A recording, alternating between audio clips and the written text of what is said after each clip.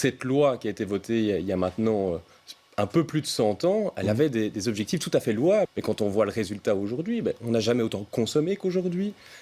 Les produits au sens large n'ont jamais été aussi accessibles qu'aujourd'hui.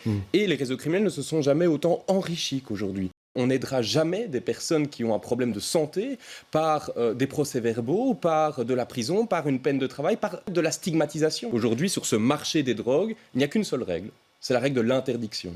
Et cette règle de l'accessibilité demeure. Et donc, en fait, en arrêtant un réseau, on crée juste une opportunité pour un autre réseau de s'implanter, pour un réseau actuel de prendre de nouvelles parts de marché. Mais combien de tonnes saisies pour combien de tonnes qui restent en circulation ? On doit sortir toutes les drogues du champ pénal. Et on l'a vu notamment... Oui, toutes. L'héroïne, la cocaïne. Mais parce que c'est un problème de santé publique et qu'on ne soignera jamais des gens par le champ pénal. Je crois, et ça on est tous d'accord, qu'il faut faire un travail au cas par cas et qu'on ne doit pas traiter de la même manière le cannabis, la cocaïne, l'héroïne ou que sais-je. Donc il faut évidemment travailler ça différemment. On le voit avec notre proposition de loi au Parlement fédéral concernant le cannabis où on veut en effet réglementer le marché avec une AFSCA du cannabis qui sera financée par toutes les économies qu'on va faire. Les consommateurs d'héroïne, les consommateurs de crack sont clairement beaucoup plus désaffiliés que généralement des consommateurs de cannabis ou de cocaïne.